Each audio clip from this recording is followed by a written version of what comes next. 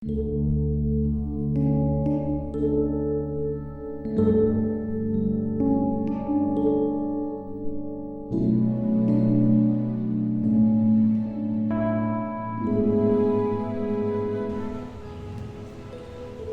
pagi saudara yang dikasihi Tuhan. Kita jumpa lagi pada hari Senin tanggal 5 April 2021.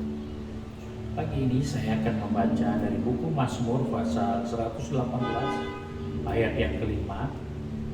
Berkata demikian: dalam kesesakan aku telah berseru kepada Tuhan, dan Tuhan telah menjawab aku dengan memberi kelegaan.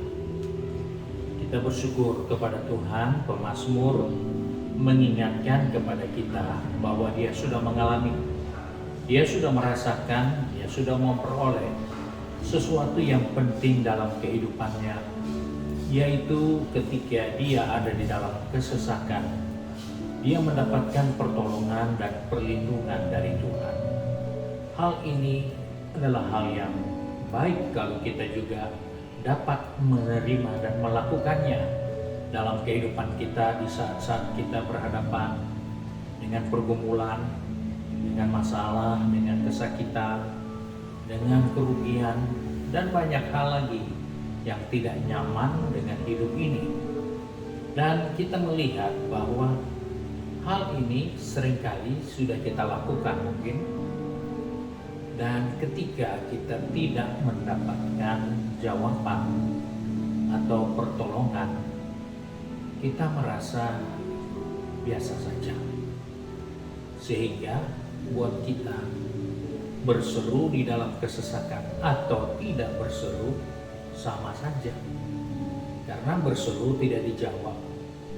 Dan itulah yang menjadi kebiasaan dari banyak orang-orang percaya, bahwa ketika ada kesusahan, ada kesulitan, disarankan berdoa, berseru, mencari Tuhan, dan banyak yang melakukannya. Namun mereka hanya berkata, ya karena itu ajaran, karena itu yang merupakan nasihat buat kita. Kita alami atau tidak alami, tidak masalah. Yang penting sudah dilakukan. Nah, hal ini bertentangan sekali dengan apa yang dikatakan dalam Mazmur 50 ayat 15. Berserulah kepadaku waktu kesesakan. Aku akan meluputkan engkau dan engkau akan memuliakan aku. Hal yang kita abaikan, justru itu tidak boleh diabaikan. Bahwa Tuhan siap untuk meluputkan kita. Tuhan selalu mau menjawab kita. Namun seringkali kita mengharapkan jawaban itu menurut selera kita, menurut cara kita, menurut pikiran kita. Sehingga jawaban itu rasanya kalau jadi ya syukurlah, kalau tidak jadi ya saya juga tidak terlalu berharap. Hal-hal yang konyol seperti itu jangan kita pertahankan atau biasakan. Tetapi mulailah kita dengan sungguh-sungguh berseru kepada Tuhan, mohon keluputan dari Tuhan. Karena kalau kita lihat di dalam suatu pengalaman yang terjadi dengan murid-murid Tuhan, Kisah Rasul pasal 12 ayat 5-16, di situ kisah tentang Petrus ditahan dalam penjara. Kisahnya seperti ini, demikianlah Petrus ditahan di penjara, tetapi jemaat dengan tekun mendoakannya kepada Allah. Pada malam sebelum Herodes hendak menghadapkannya kepada orang banyak, Petrus tidur di antara dua orang prajurit terbelenggu dengan dua rantai. Selain itu prajurit pengawal sedang berkawal di muka pintu. Tiba-tiba berdirilah seorang malaikat Tuhan dekat Petrus, dan cahaya bersinar dalam ruangan itu. Malaikat itu menepuk Petrus untuk membangunkannya, katanya, bangunlah segera. Maka gugurlah rantai itu dari tangan Petrus. Lalu malaikat itu berkata kepadanya, ikatlah pinggangmu dan kenakanlah sepatumu. Ia pun berbuat demikian. Lalu malaikat itu berkata kepadanya, kenakanlah jubahmu dan ikutlah aku. Lalu ia mengikuti malaikat itu keluar dan tidak tahu bahwa apa yang dilakukan malaikat itu sungguh-sungguh terjadi. Sangkanya ia melihat sesuatu penglihatan. Setelah mereka melalui tempat kawal pertama, tempat kawal kedua, sampailah mereka ke pintu gerbang besi menuju kota. Pintu terbuka dengan sendirinya bagi mereka. Sesudah tiba di luar, mereka berjalan sampai ke ujung jalan, dan tiba-tiba malaikat itu meninggalkannya. Dan setelah sadar akan dirinya, Petrus berkata, "Sekarang tahulah aku benar-benar bahwa Tuhan telah menyuruh malaikatnya dan menyelamatkan aku dari Herodes dan dari segala sesuatu yang diharapkan orang Yahudi."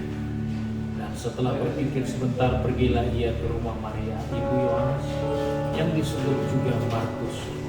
Di situ banyak orang berkumpul dan berdoa. Dan ketika ia mengetuk pintu gerbang, datanglah seorang hamba perempuan bernama Rodi untuk mengetahui yang mengetuk itu. Ia terus memanggil suara Petrus, tetapi karena girangnya, ia tidak membuka pintu gerbang itu, dan segera masuk ke dalam untuk memberitahukan bahwa Petrus ada di depan pintu gerbang. Kata mereka kepada perempuan itu, "Engkau menggigau."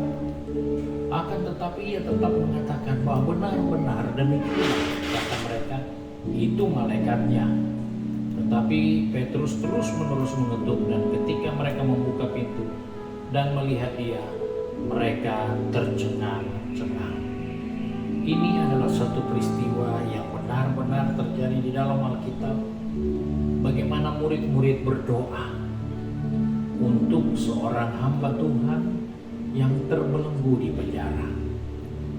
Dan mereka sendiri berdoa, mereka tidak percaya bahwa Tuhan menjawab doa. Mereka tidak percaya cara Petrus bisa keluar menurut pikiran mereka. Dan itulah yang terjadi.